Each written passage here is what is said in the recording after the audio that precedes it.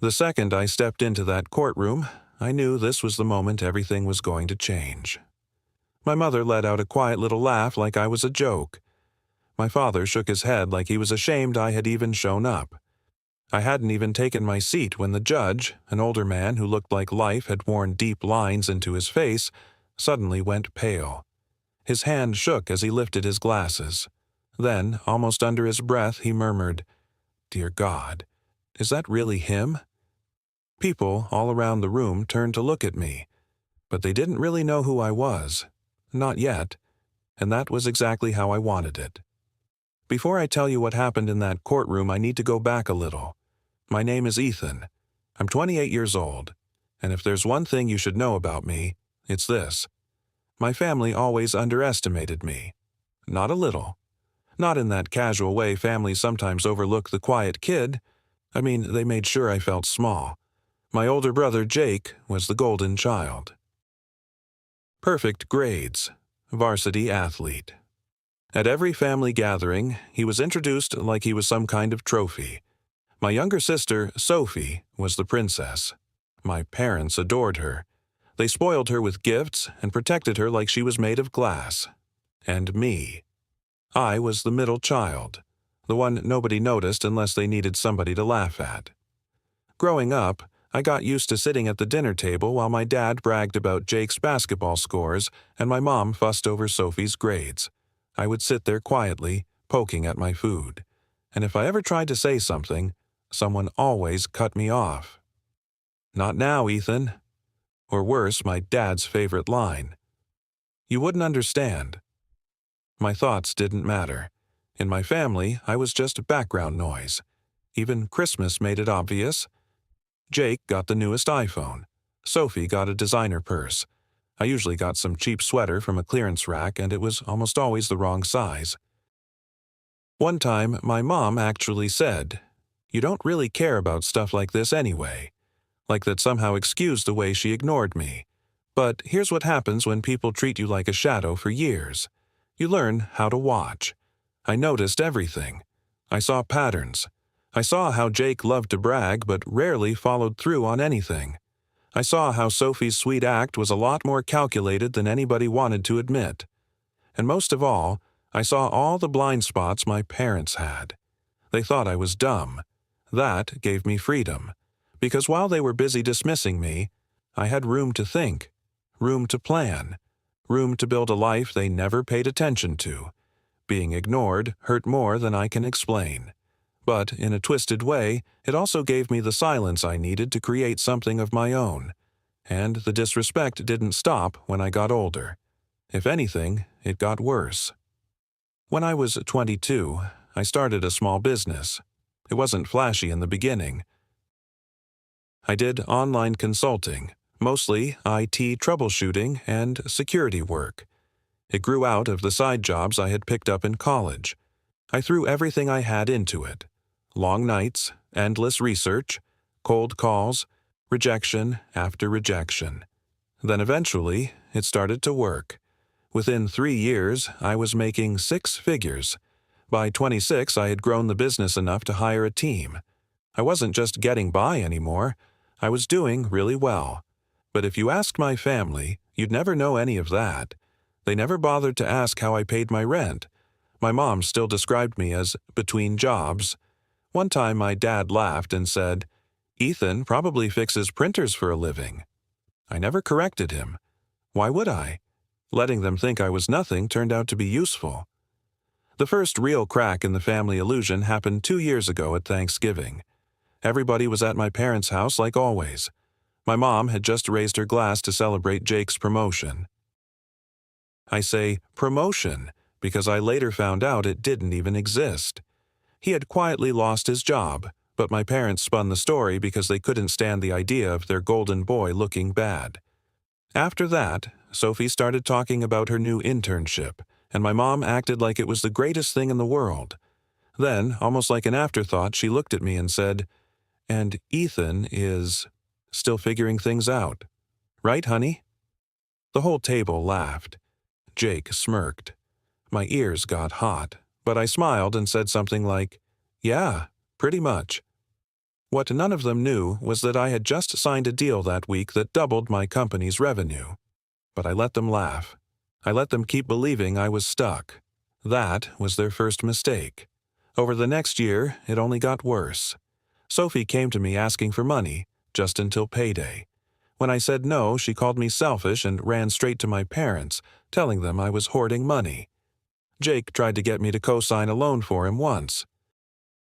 He said it would help the family. I shut that down immediately, and somehow I became the villain. My dad called me one night and said, "You're turning your back on your brother and sister. Family helps family." I almost laughed at the hypocrisy. Where was that energy when I was the one struggling? Where was the support when I was building my life from nothing? But I didn't argue. I just stayed quiet and told them I'd think about it. That was their second mistake. They thought silence meant weakness. Then came the breaking point. Last summer, my grandmother died, and after that, the family estate became the center of everything. There was a huge house, land worth millions, and, most important of all, there was the trust she left behind. My grandmother loved me in a way nobody else in that family ever really did. She saw what my parents were doing to me. She never called them out directly, but in private she made it clear that she believed in me. We used to sit in her garden for hours drinking tea while she told me stories about resilience, about building a life when nobody expects anything from you. I never forgot those conversations. So when she passed, I wasn't surprised that she had left me something. What shocked me was how much. I'll never forget the reading of the will. My parents sat there looking smug, clearly expecting everything to go to Jake and Sophie with maybe a token amount tossed my way. Then the lawyer announced that the bulk of the estate, including both the money and the property, had been left to me. The room went dead silent. My dad clenched his jaw so hard I thought he might crack a tooth. My mom completely lost color in her face. Sophie burst into tears. Jake practically shouted, "That has to be a mistake." But the lawyer calmly said it wasn't. My grandmother's wishes had been written clearly. I was the main beneficiary. For the first time in my life, I had the upper hand, and they hated it. Of course, they didn't accept it. Not even close. The weeks after that were non-stop chaos. Phone calls, guilt trips, manipulation. My mom left crying voicemails asking how I could do this to my brother and sister, like I had written the will myself. My dad accused me of manipulating my grandmother in her final days. Jake called me in the middle of the night demanding his fair share. Sophie even showed up at my apartment without warning, pounding on the door and screaming that I had ruined her life. I didn't open the door. I couldn't. Their entitlement was unreal. But deep down, I knew it wasn't over. They weren't going to let it go. And I was right. That brings me back to the courtroom. Because when a family like mine feels cheated, they don't just sulk. They fight. They contest. They drag you through the dirt with them. So there I was, called into court, standing across from my own parents and siblings in a legal battle over my grandmother's final wishes. And when I walked into that room, heard my mother laugh, and saw the disgust on my father's face, I felt something I hadn't felt in years. Power. Real power. Because I knew something they didn't. Something that made the judge himself tremble when he recognized me. And that was when the shift began. The air in that courtroom felt heavy. It was the kind of tension that gets under your skin and makes every sound feel sharper. Every movement looked bigger somehow. When the judge stared at me with that startled look on his face, my parents didn't even notice at first. They were too busy whispering to Jake, full of confidence, acting like the case was already won. I could hear my mother doing that smug little laugh she always used when she thought she had the upper hand. I stayed still. I stayed quiet. I just sat there and watched. Let them think this would be easy. Their lawyer was a slick guy in his 50s. Expensive suit. Hair slicked back. The kind of man who thought a smirk counted as strategy. He stood up, introduced himself, and immediately launched into a speech about undue influence and unfair manipulation. Every word was designed to make me look like the villain. Me, the invisible son, the one they now claimed had somehow wormed his way into my grandmother's trust. He even suggested I had isolated her in her final years, like I had kept her hidden away from the family.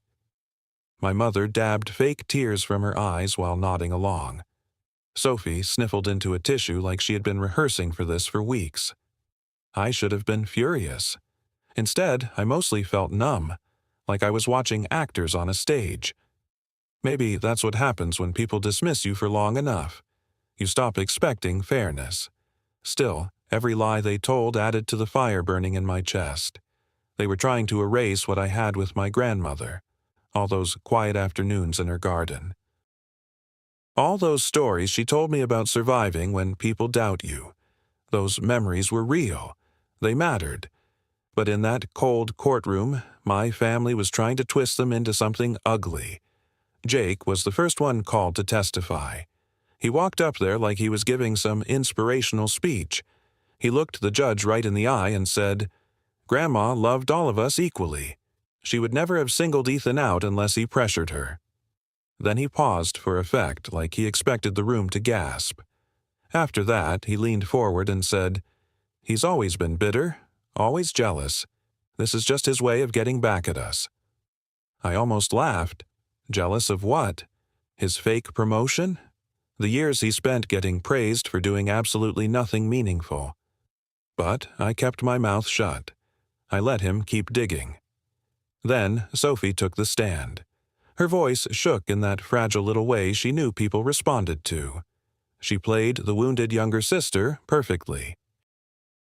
"Grandma promised she would help me with school," she said.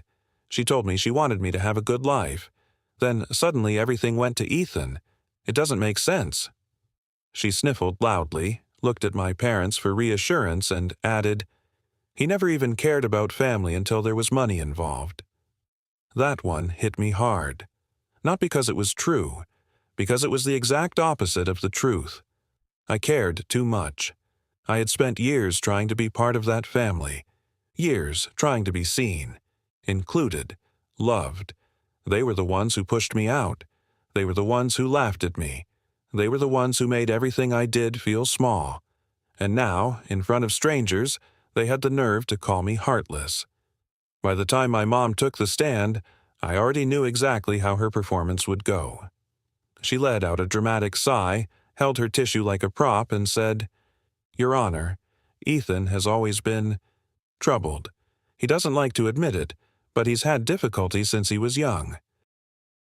We tried to help him. We really did. But he pushed us away. And my mother, God rest her soul, she was vulnerable at the end.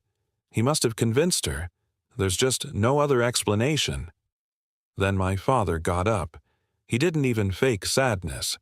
He leaned forward with that cold, sharp voice of his and said, "This is about fairness.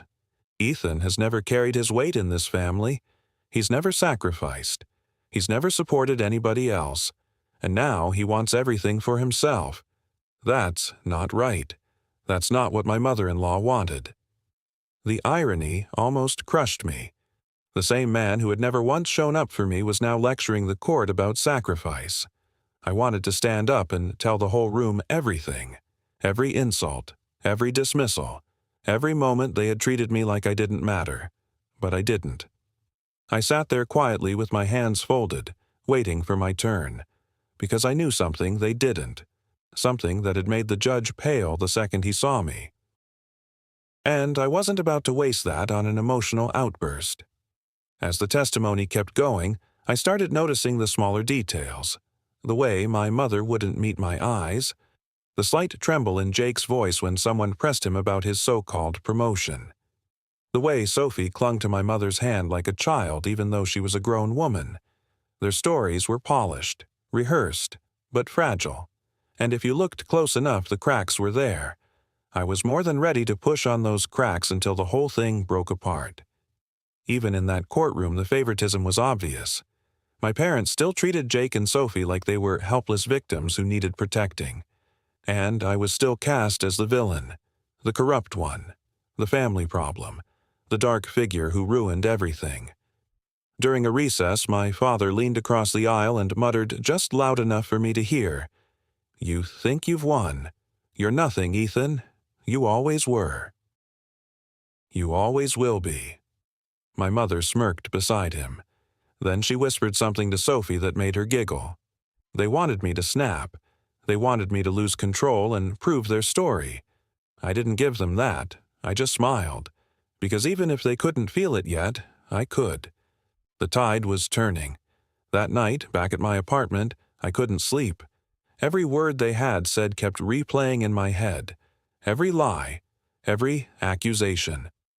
I thought about all those years of being dismissed. All those times I left family gatherings with that empty pit in my stomach, wondering why I was never enough. Then I thought about one Christmas years earlier. My grandmother had slipped me an envelope. Inside was a note that said, "One day they'll see who you really are. Be patient." I had tucked that note away in a drawer because I didn't know if it would ever mean anything. Now, sitting in the middle of that mess, I realized she had been right. But patience only goes so far. By the second day in court, the games got uglier. My family's lawyer accused me outright of forging documents. Jake claimed he had seen me coaching my grandmother in her final weeks. Sophie cried so hard she had to be let out for a break. My parents sat there proud of the circus they had built, convinced everything was going their way. But the judge kept glancing at me. His face gave nothing away, but I caught that flicker of recognition again. The same uneasy look from the first day.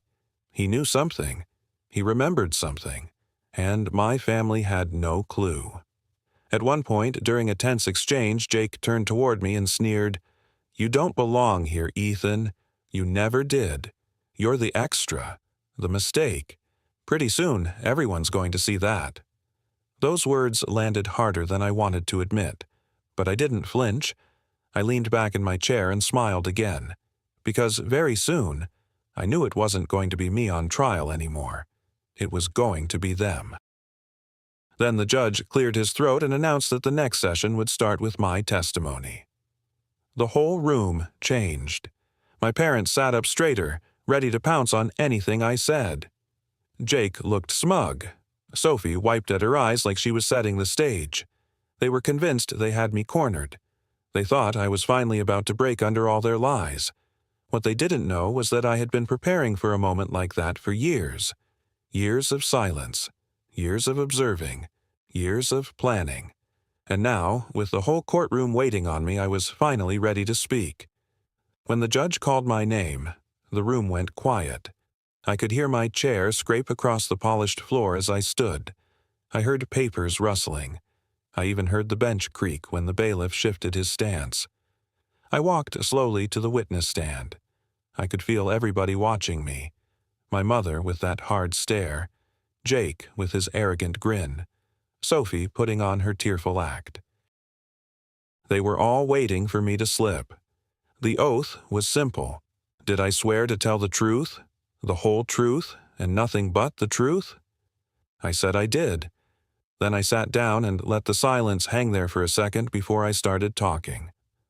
"I loved my grandmother," I said, and my voice was steady. "She was the one person in my family who ever made me feel like I mattered.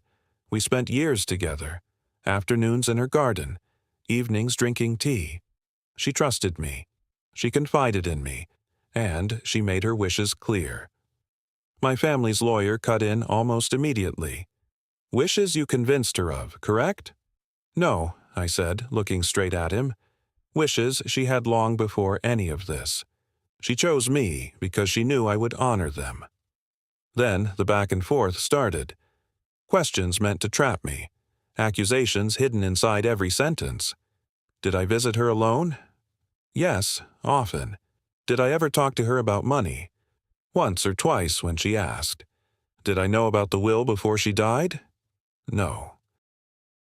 I found out at the same time as everyone else. I kept my answers calm and measured, but with every word, I could feel the weight of my family's hatred pressing down on me.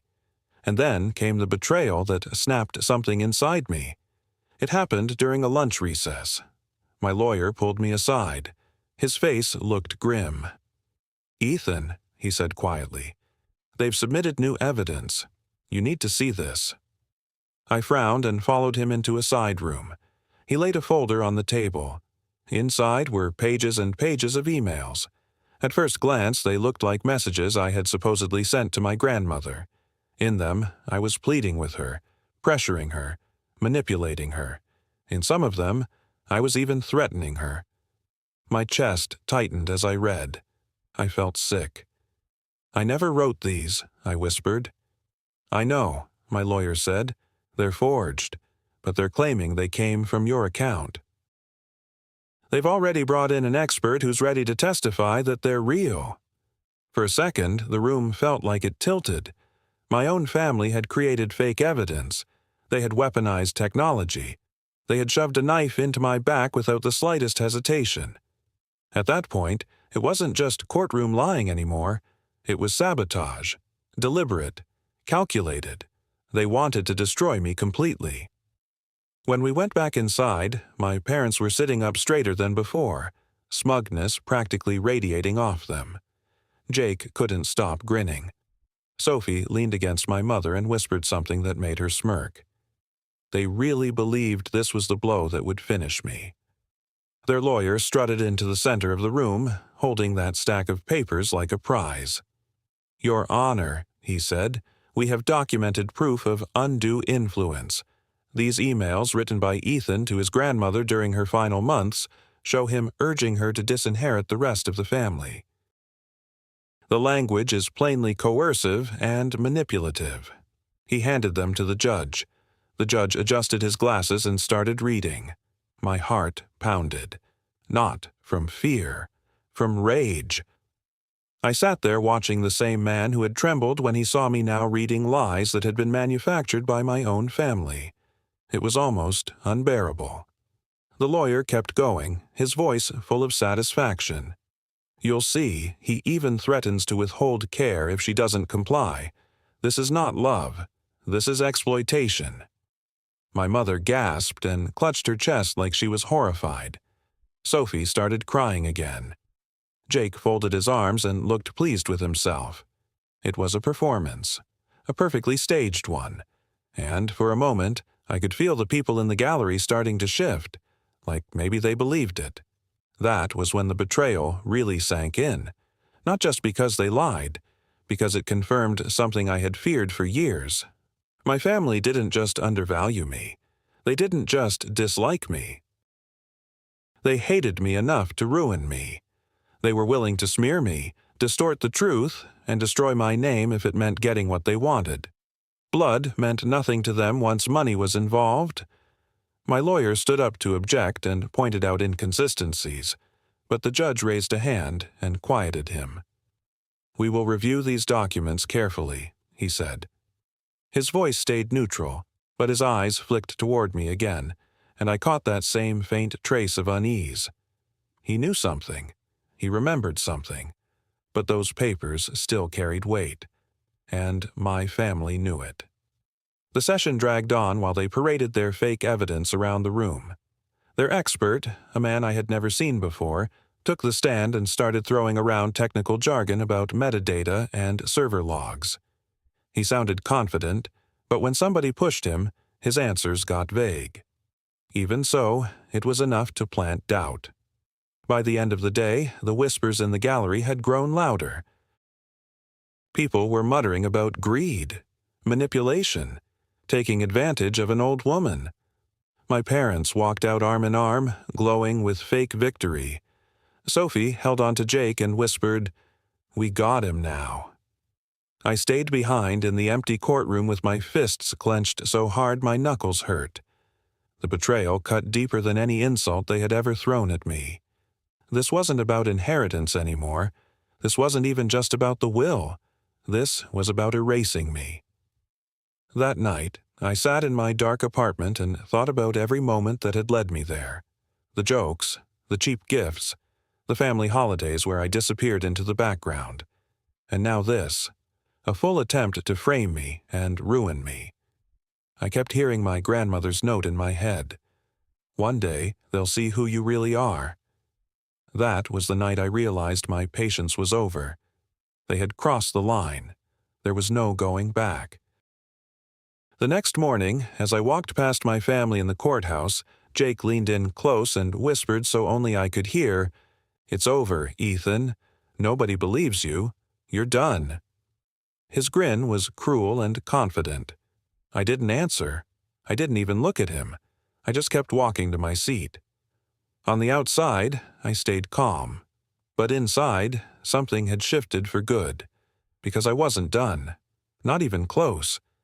And when the judge announced that the next session would allow me to submit my own evidence, I finally felt the slightest smile touch my face.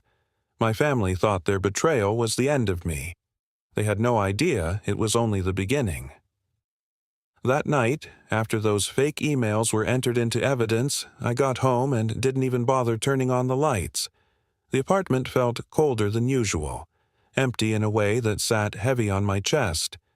I stayed in my courtroom clothes and sat on the edge of my bed, staring at the floor like maybe it had answers.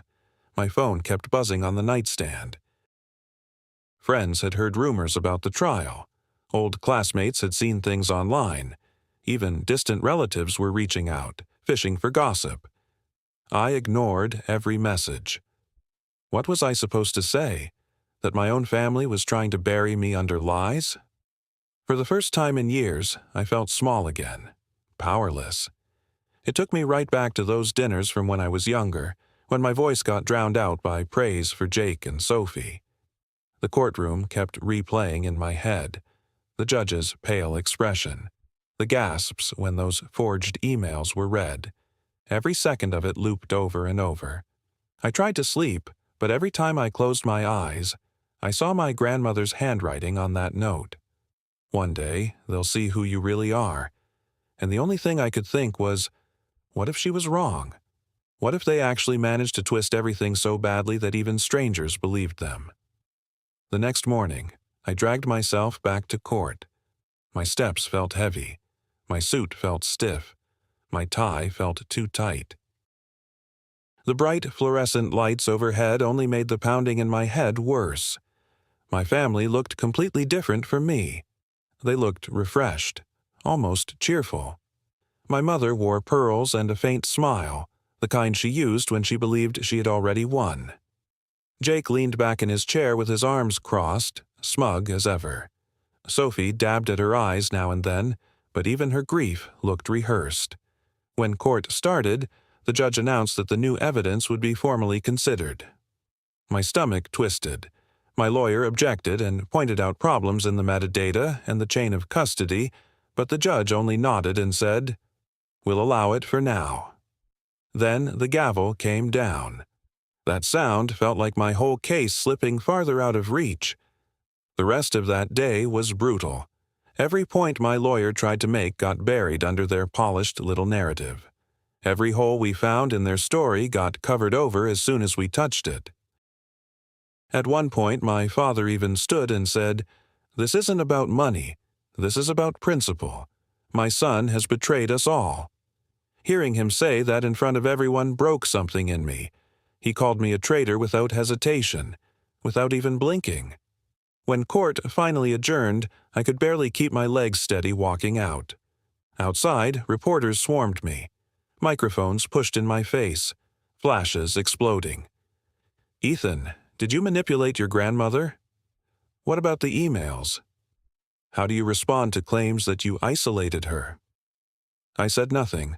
I walked through them like I was barely there and made my way home feeling completely numb. That week was the lowest point of my life.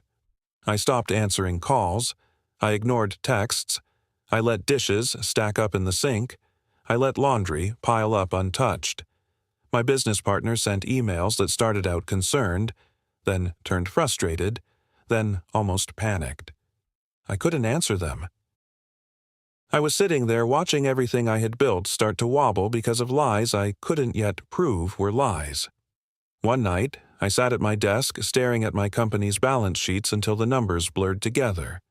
I wondered if I was about to lose everything. And in the silence, when the weight felt heaviest, I heard my family's voices in my head. Jake sneering, "You're the mistake." My mother whispering, "He's troubled." My father saying, "He betrayed us all." Those words cut deeper than anything because they weren't just legal accusations. They were proof of how they had always seen me. But somewhere in all that darkness, something started to wake up. I don't know if it was anger, or survival, or maybe the last spark of my grandmother's faith in me. But it was there. Quiet at first. Just one steady thought. They may have cornered me, but they haven't won. So I started digging through old files. At first it was mechanical. Open folder, scroll through documents. Reread saved emails from my grandmother. I didn't even know exactly what I was looking for. But as the hours turned into days, I realized I wasn't just searching randomly. I was retracing something, following little pieces of the truth. One night, around 3 a.m, exhausted and half blind from staring at the screen, I found an old email from my grandmother. It was short, just a note about a book she wanted me to read. But the date jumped out at me. The timestamp was weeks after the date those fake emails claimed I had already pressured her into changing the will. And in her email, she said nothing about any conflict, nothing about fear, nothing about pressure. She sounded cheerful, clear-headed, completely herself. I stared at it for a long time while my pulse sped up. It wasn't enough on its own, not even close, but it was something, a thread, a crack in the wall they had built. Still, the next day in court, things got worse before they got better. Jake took the stand again, and this time he didn't hold back at all. "Ethan always hated us," he said into the microphone. "He resented everything good we had. This is revenge. He isn't honoring Grandma. He's punishing us." My mother nodded along and dabbed at her eyes. Sophie cried again and buried her face in my mother's shoulder. I sat there without moving while whispers spread through the gallery. To them, maybe I did look like the villain, the quiet son, the black sheep, the one who suddenly inherited everything while the golden boy and the princess got left behind. It was the kind of story people believe fast. Sitting there in that courtroom, I realized just how far they were willing to go to make that story stick. That night, back in the dark apartment again, the pressure felt even heavier, and for a while, one thought kept creeping in. Maybe I should just walk away. Maybe I should let them have it. Maybe none of this was worth it. The money, the estate, the trust. None of it could make up for standing across from my own family while they took me apart piece by piece. I sat with that thought for a long time. Maybe surrender would be easier. But then I remembered the way my grandmother looked the last time I saw her. Her eyes had been clear, steady, almost defiant. She had leaned closer and whispered, "Don't let them define you." That changed everything. The little spark in me got stronger. No, I wasn't walking away. Not yet. So I started planning quietly. No dramatic moves, no big speeches, just small, careful steps. I called an old college friend who worked in cybersecurity. At first I kept it vague. I asked how digital forgeries could be uncovered. I went back through my grandmother's letters and documents looking for patterns, details only she and I would know. I still didn't tell my lawyer everything. I wanted certainty before I made any promises. In court, though, I let my family believe they were winning. I stayed quiet. Kept my shoulders low, let my eyes drop. I looked like a defeated man. And it worked. I could see them getting more confident by the day. I heard them whispering between sessions about how they'd divide the estate once I was out of the way. They thought they had broken me. And in some ways, they had. But what they didn't understand was this. Rock bottom isn't just the lowest place, it's also a foundation. And from a foundation, you can build. A few days later, the judge announced that closing arguments would happen within the week. My parents smiled. Jake nodded like the game was over. Sophie squeezed my mother's hand. But as I walked out of that courthouse into the late afternoon sun, something shifted in me again. The pain was still there. The betrayal was still raw. But underneath it, a plan was taking shape. They thought they had buried me. What they didn't realize was they had planted me. The morning after the judge announced closing arguments were only a week away, I woke up with a strange kind of clarity. The heaviness was still there, but duller, more like background noise. Something inside me had hardened during those sleepless nights. It wasn't hope exactly. It was resolve. My family wanted to bury me in lies. Fine. But if they thought I would stay buried, they had never understood me at all. I started moving carefully. I finally told my old college friend the full story. I told him about the forged emails, the expert testimony, and the way my family's lawyer had paraded the fake evidence through court like it was undeniable truth. He listened without interrupting. Then he said, "Ethan, if those emails were faked, there will be holes. Metadata can be manipulated, sure, but real digital fingerprints are almost impossible to copy perfectly. Give me access. I'll dig." For the first time in weeks, I felt something close to relief. Not victory, not yet. But a real crack in their wall. At the same time, I forced myself back into the rhythm of my business. I joined meetings again. I answered questions from my team. I reassured clients. At first, it felt like my body was on autopilot while my mind stayed trapped in that courtroom. But after a few days, I realized how much I had let the trial swallow me. My company was still strong. My partners were still committed. My employees still believed in me. The world outside that toxic family mess hadn't fallen apart. If anything, it had grown stronger while I was distracted. One afternoon, I walked into the office without warning. My team looked up, surprised. Then they smiled. "Good to see you, boss," one of them said. And standing there, in a room full of people who respected me for what I had built, I felt the difference so sharply it almost hurt. There, I wasn't invisible. There, I wasn't a mistake. There, I mattered. That gave me fuel. The shame my family tried to drown me in started losing its grip. I wasn't nothing. I had built something real, something no smear campaign could erase. Back in court, I started noticing smaller shifts too.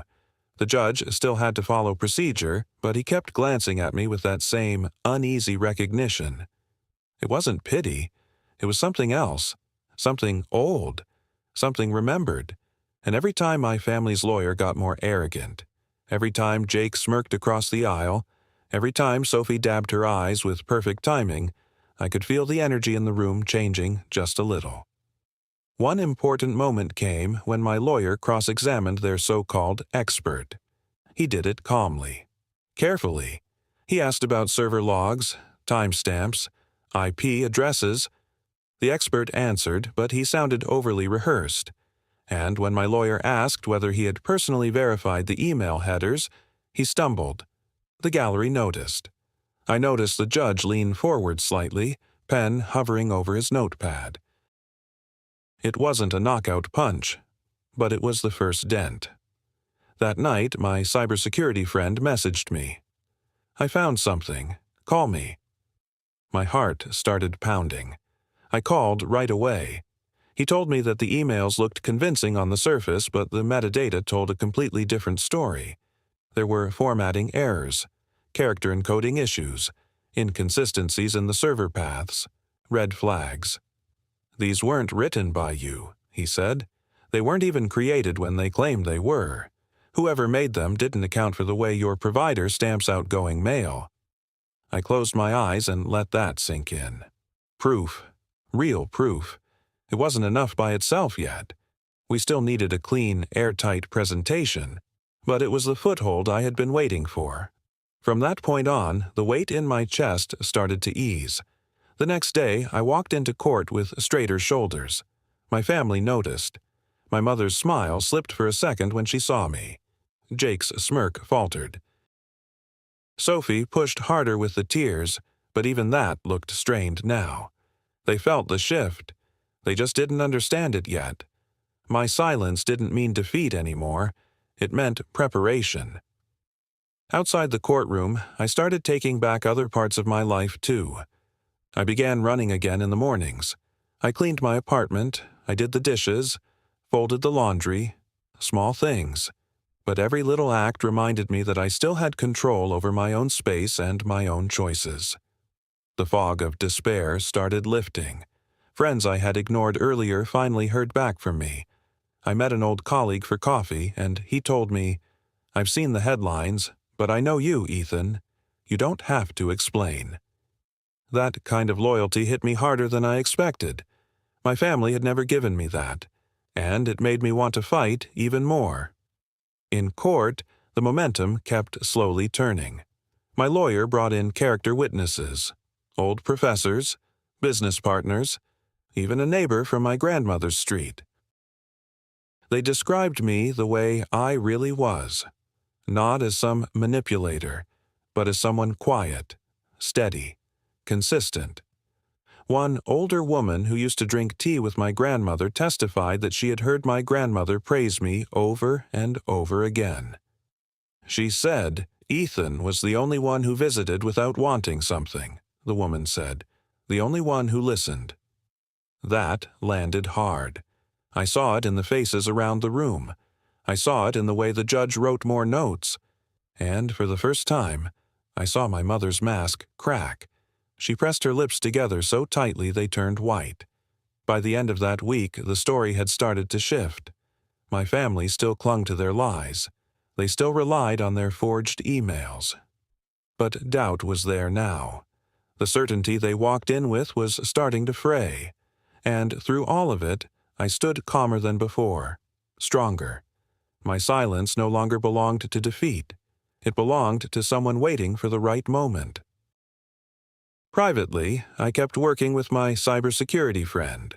We put together a report detailing every inconsistency, every impossible timestamp, every encoding problem, every technical sign of tampering. It was careful, detailed, solid. When I handed the draft to my lawyer, he read through it slowly. Then he looked up at me with something close to admiration. "Ethan," he said, "this could change everything." Still, I said nothing in court. I let my family keep believing they were ahead. I let them think I was trapped, that the forged emails had finished me. I sat through their sneers, their whispers, and their smug little looks because I knew something they didn't. Their whole strategy was about to collapse under its own weight. And beyond the legal fight, something else was growing inside me too. Confidence. The kind I hadn't felt in years. I wasn't just surviving anymore. I was rebuilding, reclaiming. Every run I took, every meeting I rejoined, every late-night call with people who actually believed in me reminded me that I wasn't defined by their lies. I was defined by what I had built, by the truth my grandmother had always seen in me. As the week came to a close and closing arguments got closer, I stepped out of the courthouse into the sunlight and felt something I hadn't felt in months. Power. Not loud power, not flashy power, quiet power, steady power. The kind my family had never given me. The kind I had made for myself. They thought they had stripped me down to nothing. What they had actually done was reveal what I really was. And when the time came, I knew I would show them exactly what that meant. The closer we got to closing arguments, the more electric the courtroom felt. The tension was almost like a storm building in the air. My family kept acting smug, but now I could see the cracks. Jake's jokes during recess sounded forced. He laughed too loud. Sophie's tears came faster and looked less controlled, like her performance was slipping. My mother kept adjusting her pearl necklace over and over, and her composure was starting to fray. Even my father snapped at Jake once under his breath. I'd never heard that kind of sharpness directed at the golden child before. They still thought they were winning, but their confidence wasn't solid anymore. It was a mask, and I had spent my whole life learning how to read masks. Behind the scenes, my plan kept growing. My cybersecurity friend's name was Ryan. He spent days and nights digging through every layer of those fake emails. What he found was even bigger than I had hoped. One night during a video call, he said, "Ethan, whoever did this didn't just fake your words. They were sloppy." He showed me lines of code on the screen. I found copy-paste artifacts in the source, and there's more. The machine used to create these left behind an internal identifier. That identifier traces back to a device registered under your brother's name. I just sat there staring at the screen. "You're saying—" "I'm saying," Ryan cut in, "Jake was either directly involved or dumb enough to let his own device be used. Either way, we can tie the forgery back to him." The words hit me like a wave. This wasn't just proof I was innocent. It was proof that my own brother, the golden child, the family favorite, had helped frame me. My hands tightened on the edge of the desk until my knuckles turned white. After everything they had done to me, they had finally handed me the exact thing I needed to tear their story apart. But I didn't rush. I knew better. I told Ryan to turn everything into a formal report, detailed, careful, timestamp by timestamp, line by line, something nobody could brush off as speculation. At the same time, I reached out to another person who could help me, my grandmother's attorney, the man who had drafted her will. I arranged a quiet meeting at his office, away from my family and away from the courtroom. When I got there, he greeted me with a solemn nod. His office was lined with thick law books, and his desk looked as neat and deliberate as he was. "Ethan," he said, "I was wondering when you'd come." We talked for a long time. He told me things I hadn't even known. He told me how my grandmother had defended me in conversations with him, how she had insisted I was the only one who visited without asking for anything, the only one who came simply because I cared. She was very clear, he told me. Her decision was deliberate. She was not coerced. If she were alive to see what they're doing now, it would devastate her. When I left his office, I had more than just his words. I had copies of documents, notes my grandmother had written in her own hand during the estate planning process. They weren't dramatic notes. They were simple, practical, but they carried her voice, her intent. And in a case like that, intent mattered. The more I gathered, the more I realized something important. I wasn't just defending myself anymore.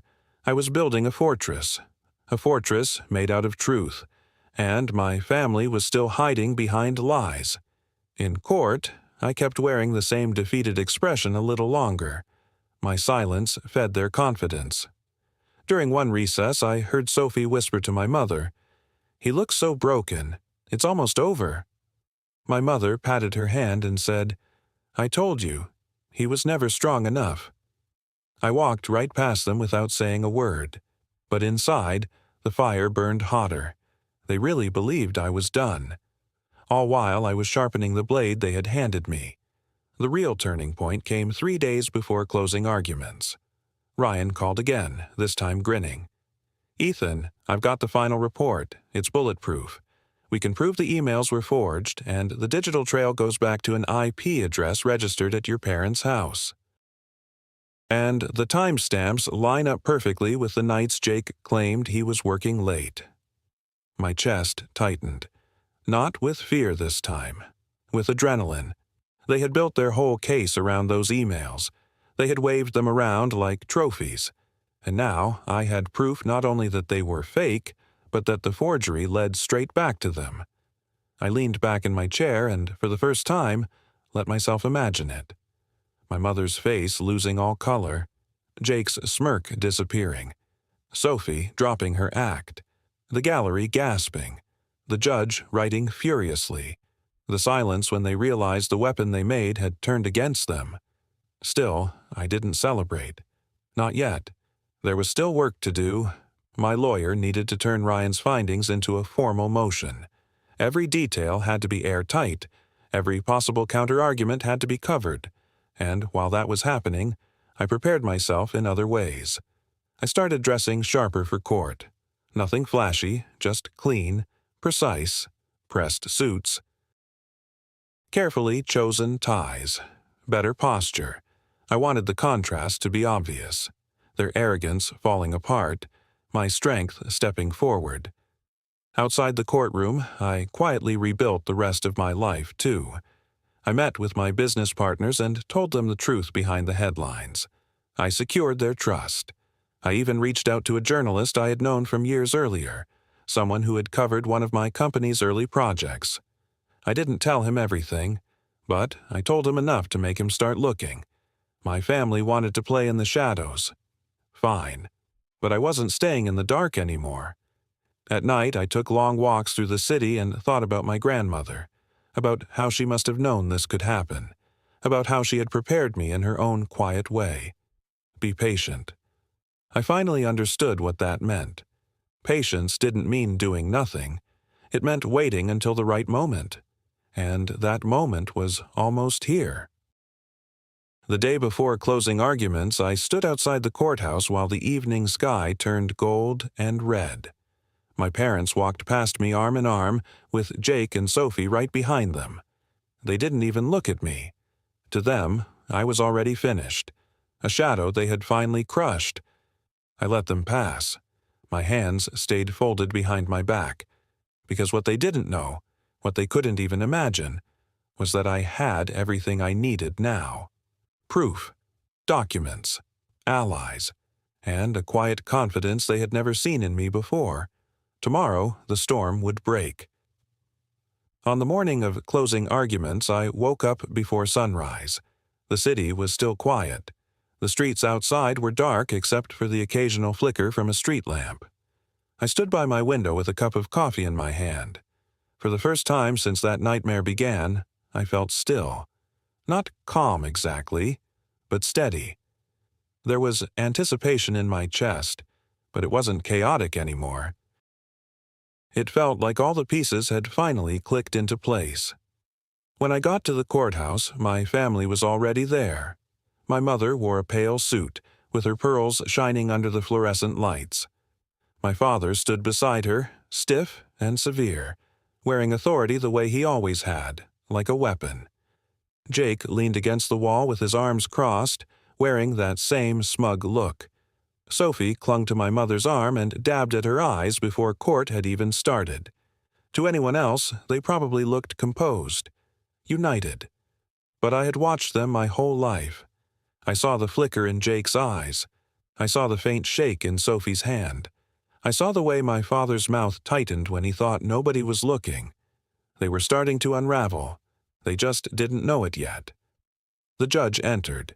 His robe moved behind him as he took his seat, and the room fell silent. "We will hear closing arguments today," he said. "The petitioners may proceed."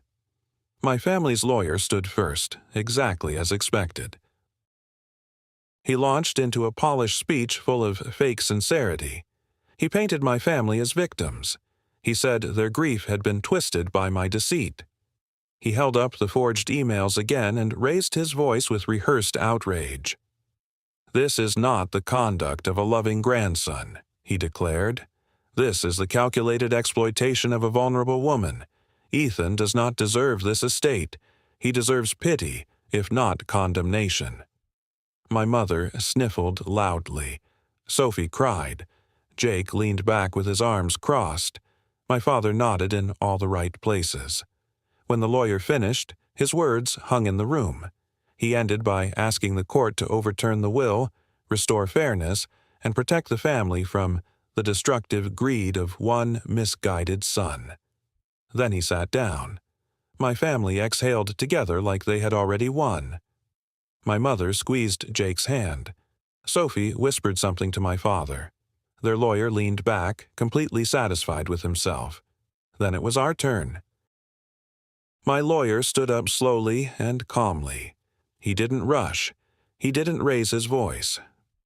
"Your Honor," he began, "we have heard a great deal of testimony, much of it emotional, much of it rehearsed, but this case comes down to a single question. What did Ethan's grandmother actually want?" He paused and let the silence sit. Then he said, "She wanted her estate to go to the person who truly cared for her, the one who visited, the one who listened, the one who asked for nothing. That person was Ethan, And while the petitioners have tried to distract this court with accusations, performance, and manufactured evidence, today we will show the truth." Then he looked at me. I stood. My hands were steady. I walked to the front of the courtroom and my lawyer handed me a folder. Inside was everything Ryan had prepared: the technical report, the digital trail, the proof linking the forged emails back to Jake's device and my parents' house. I held the folder for a second before I started speaking. "Your Honor," I said, and my voice didn't shake, "my family has accused me of manipulation. They submitted emails they claim I wrote. I want to show you something." The judge adjusted his glasses and watched me closely. I opened the folder and handed the first page to the bailiff, who carried it to the bench. "This is a technical analysis prepared by a certified cybersecurity specialist. It reviews the metadata of the emails submitted against me. And what it shows is simple. These emails were not written by me. They were not even created at the time my family claims. The timestamps do not match. The server paths are inconsistent. And most important of all, the device used to create them can be traced." I stopped for one beat. Traced to a machine registered under my brother's name. The room exploded in whispers. My mother froze with her hand halfway to her face. Sophie dropped her tissue. Jake's smirk disappeared so fast it was almost shocking. My father shifted in his chair and gripped the edge of the table. The judge flipped through the report, his brow tightening. Then he looked at Jake, then back at me. "You are saying these were forged?" he asked. "I'm not just saying it, Your Honor," I replied. "We can prove it, and we can prove where they came from." Then my lawyer stepped in and began walking the court through Ryan's report. Piece by piece, he explained how formatting errors revealed copied text, how encoding problems showed tampering, how the server data and IP trail pointed directly back to my family's residence. Every point was another crack in their lie. The gallery got louder with every new detail. By the time he finished, the whole atmosphere in the room had changed. The confidence my family had carried for weeks was gone. In its place was panic, but I still wasn't finished. "Your Honor," I said more quietly, "these emails were not just lies. They were an attempt to erase my relationship with my grandmother. To make years of trust and love look ugly. But she left behind her own words. Words that show what she truly wanted." Then I handed over the notes from my grandmother's attorney, the handwritten documents from her estate planning. Simple lines. Clear lines. "Ethan visits me often. He listens. He cares. He asks for nothing." The judge read them aloud. Her handwriting filled that courtroom. Her voice, carried through ink and paper, reached the room in a way nothing else had. And for the first time since all of this started, I felt like she was there with me. Not like a ghost, like a shield.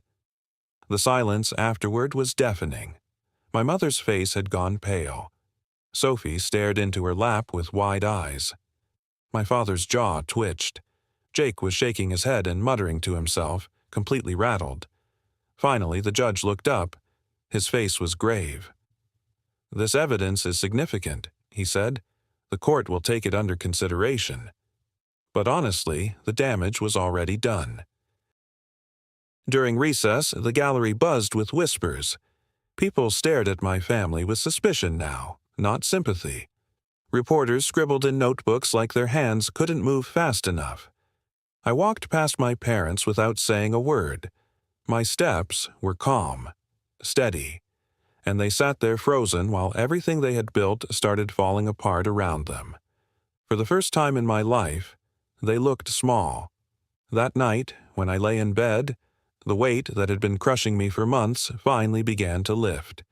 The revenge wasn't about humiliating them. It wasn't about gloating. It was about truth. It was about turning their own weapon back on them. They had tried to bury me under lies. Instead, they had buried themselves. Still, I knew it wasn't finished. Not yet. The next day would bring the fallout. The reckoning. The moment when everyone would finally see them for who they really were. But for that one night, I let myself have one quiet victory. I pictured their faces, pale, stunned, their whole empire of lies collapsing. The morning of the verdict, the courthouse was more crowded than it had ever been. Word had gotten out about the fake emails, about the cracks in my family's case. Reporters packed the entrance. Cameras flashed every time anyone walked through the doors. This wasn't a private family matter anymore. It had turned into a spectacle. When I walked in, I kept my head up. My family was already seated, and just looking at them told the story. My mother's face was gray with stress. She clutched her pearls in one hand like they were a lifeline. My father looked older than he had a week earlier. The lines in his face seemed deeper. His eyes were still hard, but now they looked hollow too. Sophie sat stiffly with a crumpled tissue in her lap, glancing around the room nervously. And Jake? Jake looked like a man on the edge. His swagger was gone.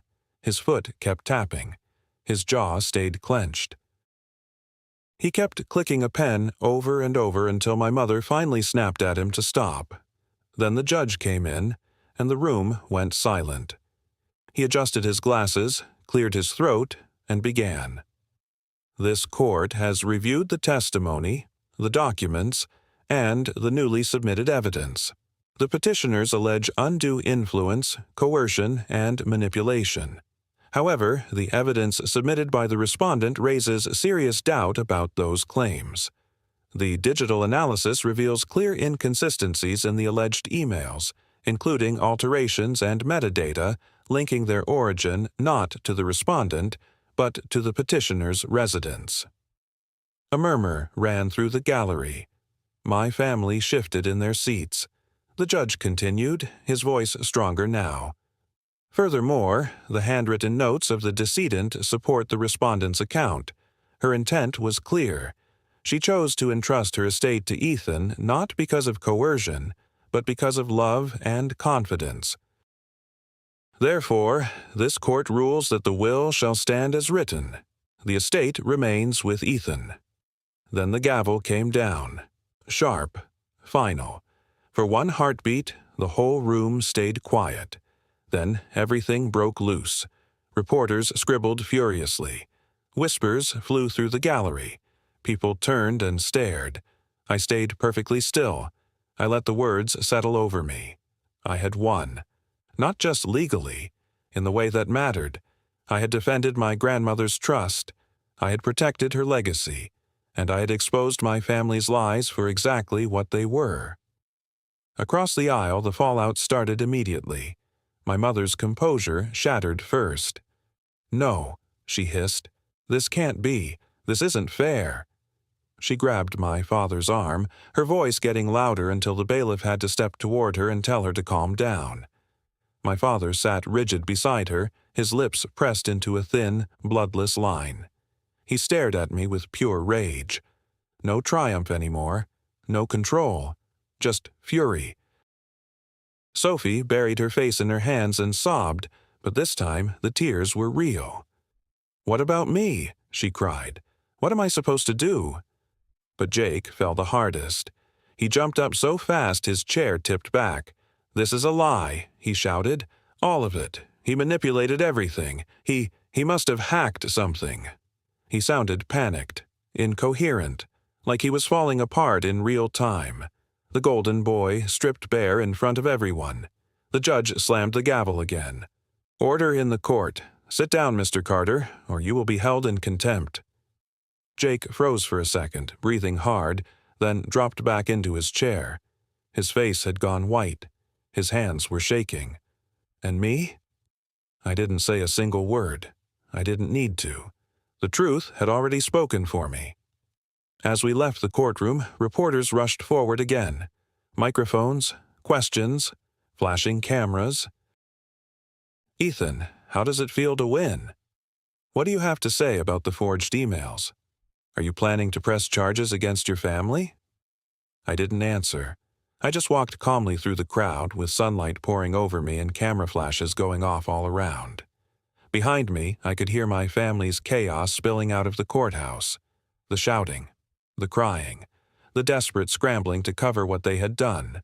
but their voices were getting drowned out by the noise of the crowd, by the truth. And once truth takes root, it's hard to stop. In the weeks that followed, the consequences came fast. The forged emails weren't just embarrassing. They were criminal. Ryan's report was turned over to investigators, and before long, Jake found himself under official scrutiny. His name started showing up in headlines, not because of any success, but because of fraud and forgery. And once people started digging, all the stories around his fake promotion started coming apart too. His reputation collapsed almost overnight. My parents tried to pull back quietly, but the stain stuck. People in their social circles talked about the lies, about the courtroom performance, about how they had tried to frame their own son. Invitations stopped coming. The respect they had spent years clinging to disappeared. And Sophie? She found out quickly that tears don't pay bills. She had counted on that estate to fund her plans, her lifestyle, her safety net. When that disappeared, she was left drifting. I didn't gloat. I didn't call them. I didn't write them. I didn't rub any of it in. I just moved forward. I expanded my business. I invested in the estate. And I opened my grandmother's old house to the community, just like she had always dreamed of doing. Her garden bloomed again, bright, alive. Sometimes I would sit out there with a cup of tea and look at the flowers and think about everything that had happened. The lies, the betrayal, the courtroom battle. And in those moments, I would hear her voice again as clearly as if she were sitting right beside me. One day, they'll see who you really are. She was right. The last time I saw my parents was by accident. I was leaving a meeting downtown when I spotted them across the street. They saw me, too. For a few seconds, none of us moved. My mother narrowed her eyes. My father's jaw tightened. But neither of them said a word. They just turned and walked away. Their shoulders were hunched. Their steps were slower than I remembered. I stood there watching them disappear into the crowd, and I felt nothing. No anger, no bitterness, just release. Because they had spent my whole life trying to convince me I was nothing. And in the end, they destroyed themselves trying to prove it. As I turned and walked away with sunlight breaking through the clouds overhead, I whispered the words that had carried me through every dark moment. Don't let them define you. And I never did.